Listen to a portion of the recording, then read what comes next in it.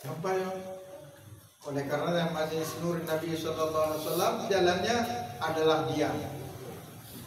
Hatta Allah Subhanahu Wa Taala bukakan bagi jamaah majelis nur Nabi keanehan-keanehan baik dalam mimpinya, baik dalam perjalanannya. Dia temukan keanehan-keanehan itu, maka wajib bagi dirinya mendiamkannya kecuali memberitahukan pada gurunya, dan tidak boleh menceritakan pada teman-temannya karena ditakuti salah tafsir. Sampai waktu lupa ni tanya bau lain, di urun lainnya urun tawangan Allah. Berpegah halu kejadian. Nyo belegun tengah dalam perjalanan menuju Allah Subhanahu Wa Taala.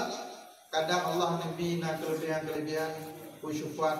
Ana doa yang hamba Allah dengan baca. Ingin diurunnya ngepegah pada kupi berkelam cukup bereh dulu. Diurung dengan ana kepada gempo kan pakai.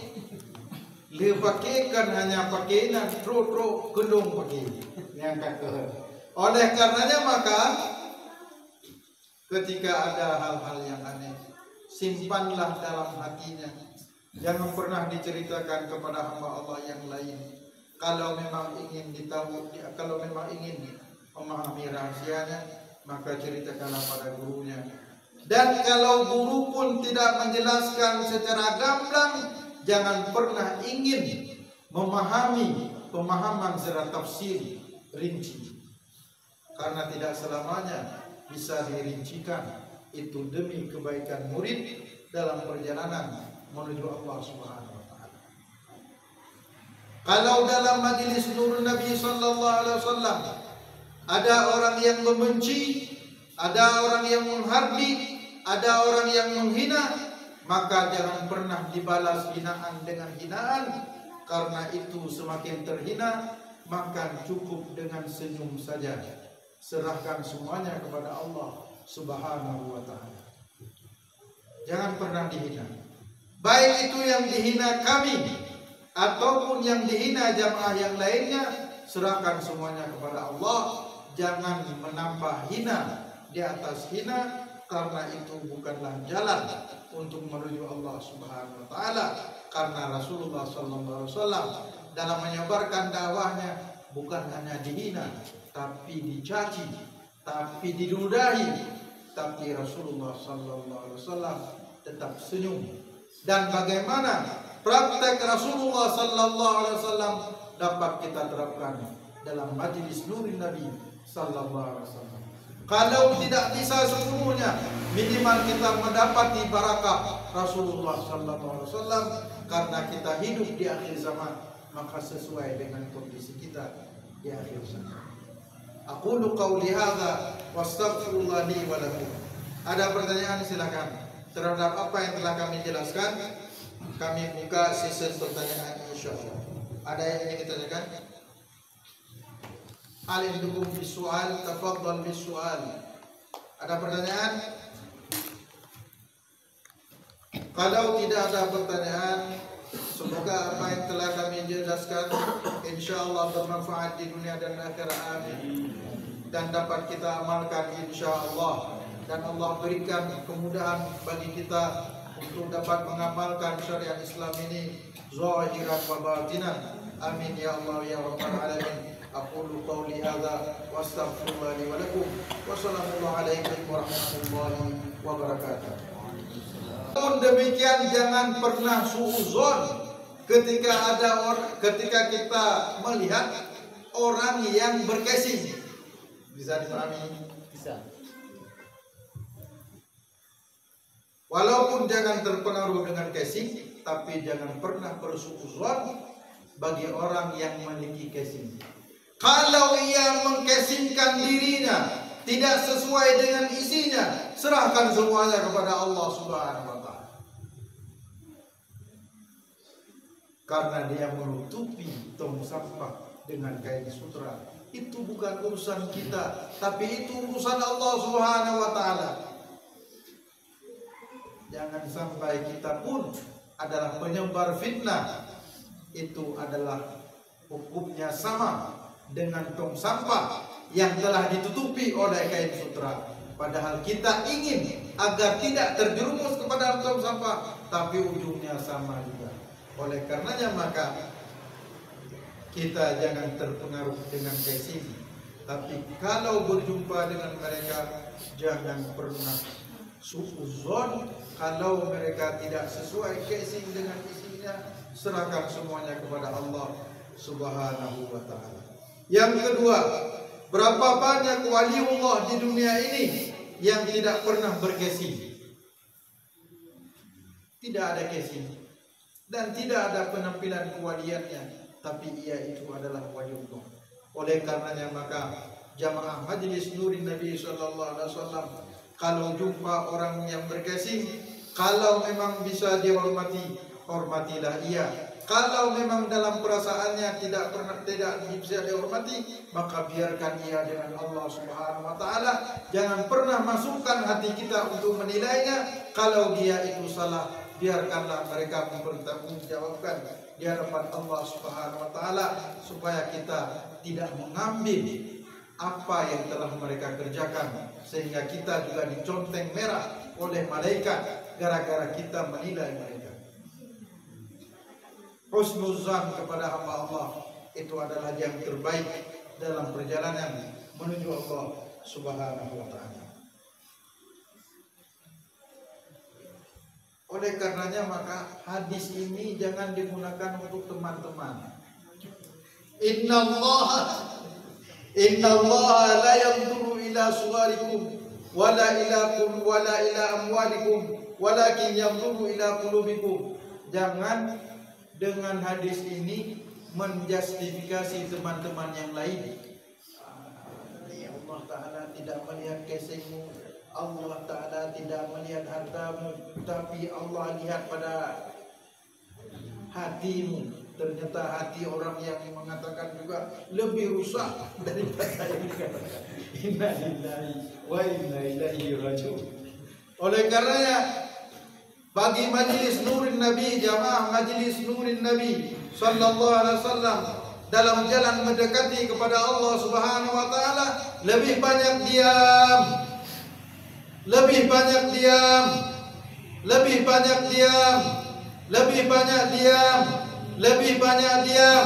Jangan pernah berkomentar apapun.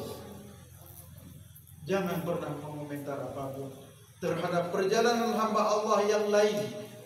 Maka diamlah itu lebih baik. Man kana yu'minu billahi falyaqul khairan aw liyasmut. Kalau ingin berkata, berkatalah yang baik. Kalau tidak mampu berkata yang baik, maka berusahalah diam. Itu adalah jalan menuju Allah Subhanahu wa taala.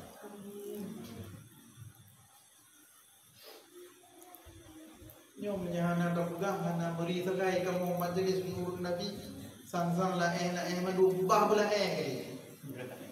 daripada hana pegang pakai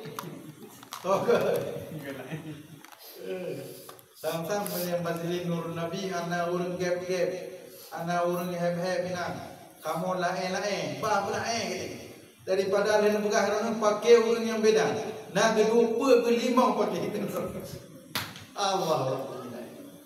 Oleh karenanya bahasanya lebih baik diamlah. Setelah diam bagaimana? Rasakan perjalanan kita menuju Allah Subhanahu wa taala zahiran wa batinan, dengan menjalankan syariat Allah secara zahir dan dengan menjalankan syariat Allah secara batin. Rasakan nikmatnya. Rasakan. Bacul. Baik mesti ke menyamasiga merintah pukul dalam motor. Baju. Tekedim kalung. Baik tiga cinugai. Menyenegai tiga yang bahan bertung. Baju. Gak baju. Natong nekalan motor ironum kumat dan bu.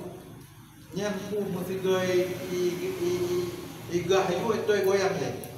Goyang ini, pokok ngaji bertunjuk menanti baca. Tiga.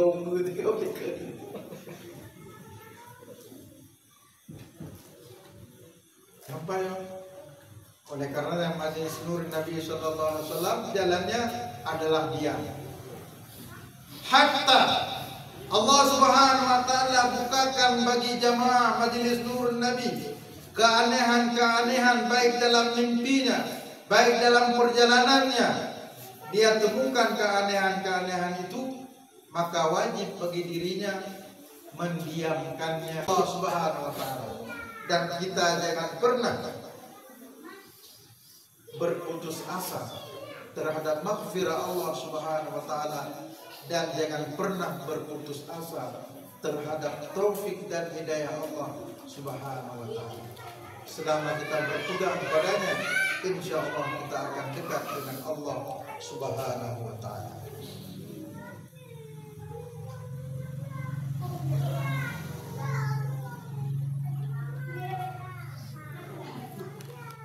Allah Subhanahu Wa Taala tidak pernah melihat pada casing kita. Allah Subhanahu Wa Taala tidak pernah melihat pada pakaian yang kita pakai. Allah Subhanahu Wa Taala tidak pernah memandang sorban kita. Allah Subhanahu Wa Taala tidak pernah memandang rida kita. Tapi Allah Subhanahu Wa Taala selalu memandang pada hati kita. Hal ini sesuai dengan sabda Rasulullah Sallallahu Alaihi Wasallam, diriwayatkan oleh Imam Muslim dalam kitabnya Sahih Muslim. Walidha qala Rasulullah Sallallahu Alaihi Wasallam, Inna Allah la yanzuru ila suwarikum wala ila amwalikum walakin yanzuru ila qulubikum. Rasulullah Sallallahu Alaihi Wasallam bersabda bahwa sesungguhnya Allah Subhanahu Wa Taala tidak pernah melihat kepada bentukmu, gantengmu, pangkatmu, hartamu, wala ila amwalikum, dan di Allah Subhanahu Wa Taala tidak pernah memandang pada hartamu, ketenaranmu, miliardermu, walakin yanzuru ila qulubikum. Sesungguhnya Allah Subhanahu Wa Taala yang tempat pandang Allah itu adalah hati kita. Maka bagaimana kalau kita punya rumah jelek? Ya Allah, maksud kami rumahnya itu adalah hati yang di dalamnya penuh dengan kedengkian, di dalamnya penuh dengan kesombongan, yang di dalamnya penuh dengan keangkuhan, di dalamnya penuh riya, di dalamnya penuh kedengkian. Pernahkah Allah memandangnya? Kalau Allah tidak pernah memandangnya, bagaimana Allah mendengar doanya?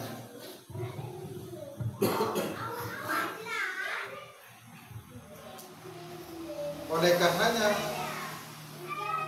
fungsi dari majelis nur Nabi Sallallahu Alaihi Wasallam adalah bukan hanya memperbaiki zahir, tapi juga memperbaiki batin. Sebagaimana kita butuh pada pembersihan secara zahir, maka butuh juga pembersihan kepada batin. Karena batin itu adalah tempat pandangnya Allah Subhanahu Wa Taala. Kalau batin kita rusak, maka ketika Allah Subhanahu Wa Taala tidak pernah memandangnya, maka bagaimana mungkin Allah Subhanahu Wa Taala akan mengabulkan keinginan kita, dan bagaimana mungkin kita termasuk orang-orang yang dekat padanya, disebabkan karena tempat pandangnya itu adalah rusak.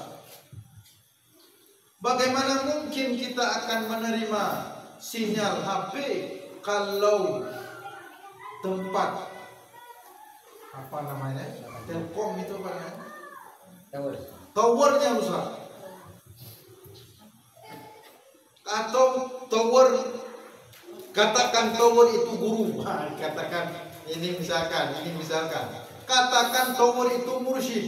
Kalau towernya rusak, bagaimana sinyalnya HP murid bagus?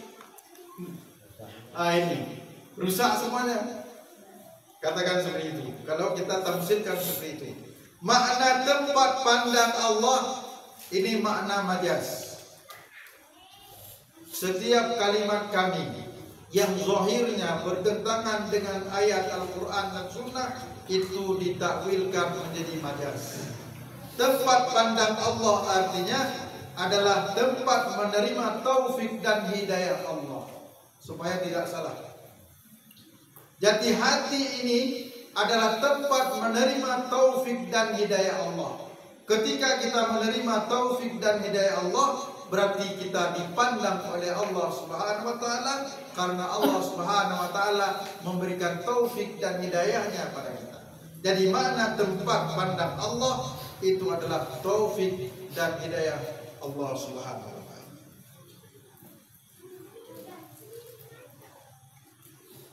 Oleh karenanya maka berdasarkan hadis ini kita jangan pernah terpengaruh dengan casing. Karena berapa banyak sekarang ini ada orang yang bisa modifikasi. HP bukan iPhone, nampak iPhone. Ada mobil Pajero Sport belakangnya, depannya Caddy. Nah ini cuma tamsilan saja. Oleh karenanya jangan terpengaruh dengan casing. Walaupun demikian jangan pernah suuzon ketika kita melihat orang yang bercasing. Ya Allah, berikanlah hikmah daripada Muhammadiyah Yasin Fadilat yang sanadnya bertasalsul hatta Rasulullah sallallahu alaihi wasallam. Berikanlah semua hajat majlis Nurin Nabi, jamaah majlis Nurin Nabi sallallahu alaihi wasallam. Engkau kabulkan ya Allah. Engkau kabulkan ya Allah. Yang susah engkau beri bahagia ya Allah, yang duitnya sempit berikanlah kelapangan ya Allah.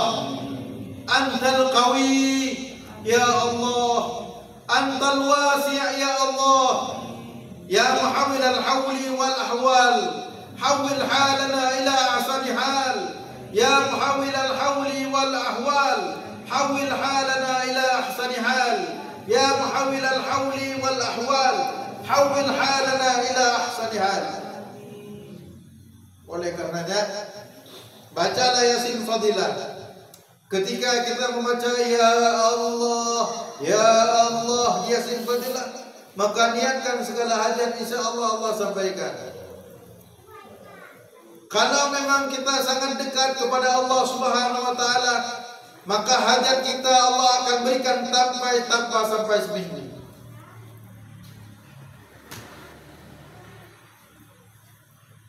Kalau kita jauh sedikit mungkin sebulan. Kalau jauh sekali setahun. Jadi tergantung bagaimana sinyal kita, kedekatan kita kepada Allah Subhanahu wa taala. Kalau yang tidak ada jodoh baca Yasin insyaallah jodoh. Kalau mau nambah jangan dulu. Insyaallah khair. Baca itu Yasin Fadilah yang telah kami berikan. Ingat izin Allah Subhanahu wa taala, minta hanya kepada Allah Subhanahu wa taala. Barakah dari masyayikh kita semuanya insyaallah Allah kabulkan insyaallah.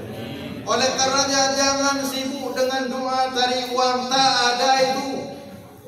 Jangan sibuk dengan doa-doa yang lain.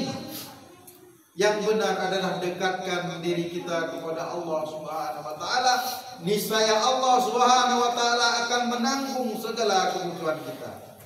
Yang sulit bagi kita adalah mendekatinya. Sulit bagi kita mendekati Allah Subhanahu wa taala.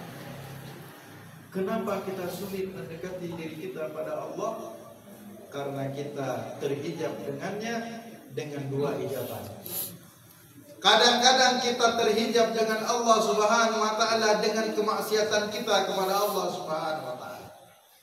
Kadang-kadang kita terhijab kepada Allah Subhanahu wa taala dengan kebaikan kita kepada Allah Subhanahu wa taala. Oleh karena itu, belum tentu kebaikan kita itu adalah baik di sisi Allah Subhanahu wa taala. Karena kita kadang-kadang dihijab oleh Allah Subhanahu wa taala dengan kemaksiatan yang kita kerjakan kepada Allah Subhanahu wa taala, sehingga kita tidak dekat dengannya Allah Subhanahu wa taala. Kadang-kadang kita juga jauh dengan Allah Subhanahu wa taala disebabkan karena ketaatan kita kepada Allah Subhanahu wa taala.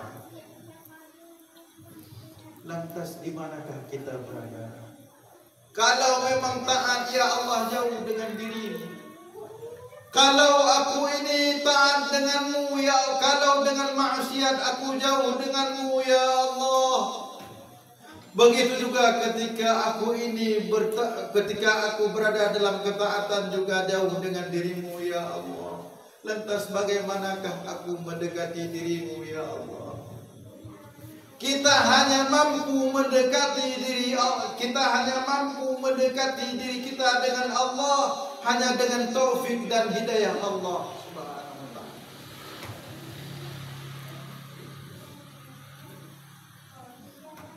Kita hanya mampu mendekati diri kita kepada Allah hanya dengan taufik dan hidayah Allah Subhanahu wa taala.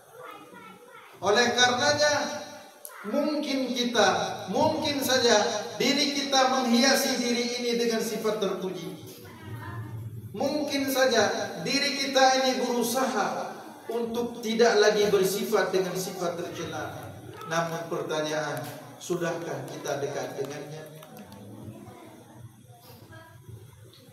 Kalaupun kita berada dalam kebaikan, belum tentu kita dekat dengannya. Lantas pertanyaan selanjutnya adalah bagaimana kalau kita selalu berada dalam kemaksiatan padanya?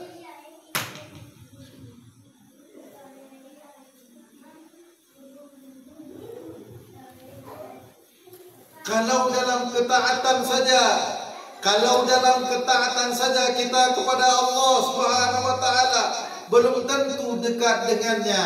Lantas bagaimana kalau kita berada dalam kemaksiatan padanya?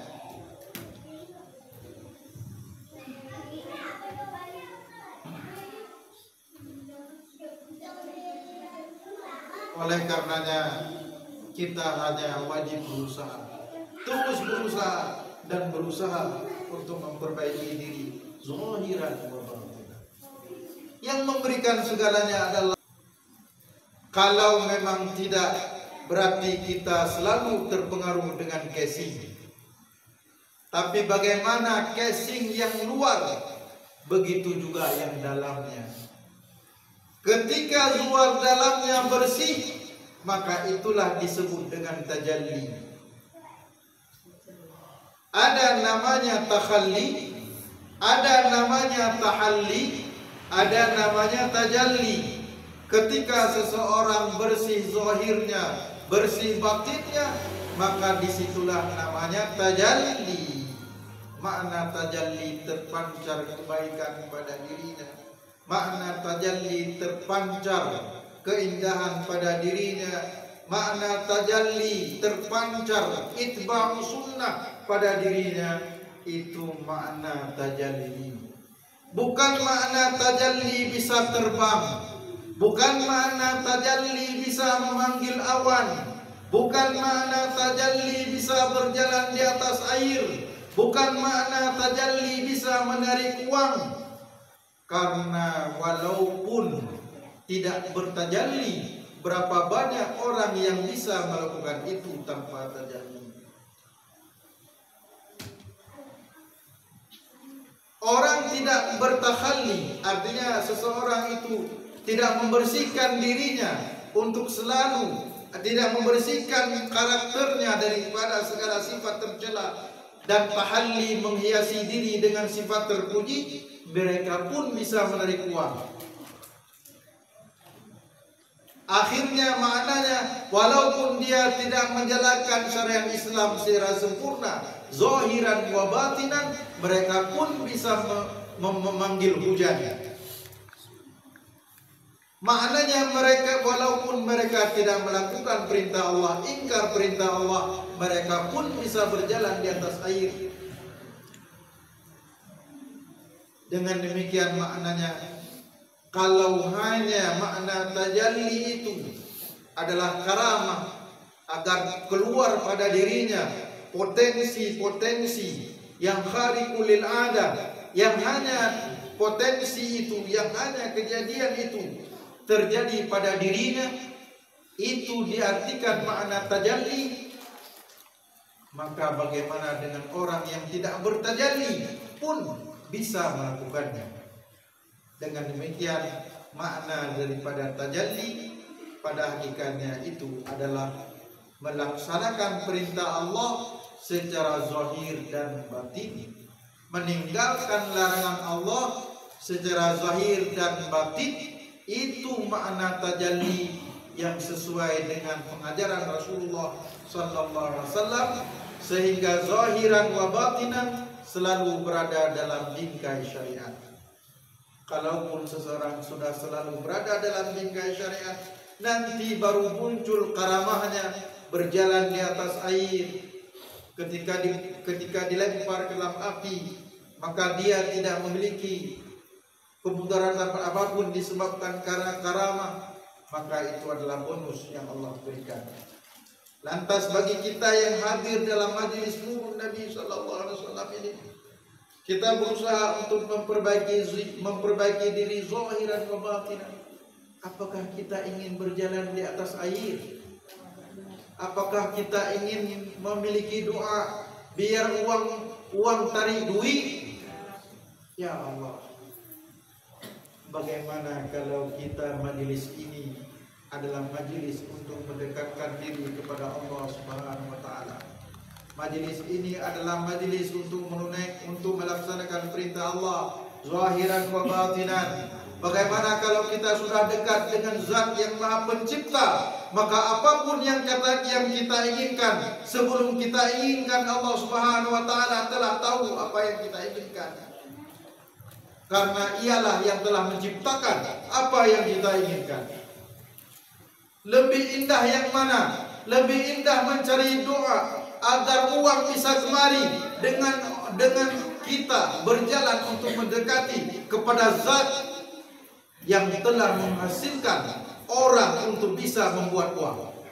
Tentu lebih baik bagi kita bagaimana caranya supaya kita dekat dengan Zat yang telah menciptakan langit dan bumi. Bagaimana kita berusaha untuk dekat dengannya? Kalau kita dekat dengannya, maka Allah Subhanahu wa taala akan memberi apapun kepada kita sebelum kita memintanya, karena Allah tahu akan kebutuhan kita.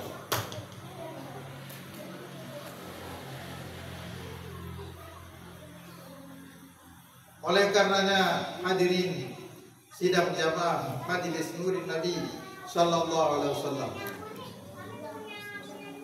kalau bagi jamaah ada hajat, baik itu berhubungan dengan dunia, baik itu berhubungan dengan sakit, baik itu berhubungan dengan duit, baik berhubungan dengan jabatan, baik hubungan dengan ketenaran, maka bacalah Yasin Fadilah yang telah kami berikan. Insya Allah Allah kabulkan semuanya, dunia dan akhirat.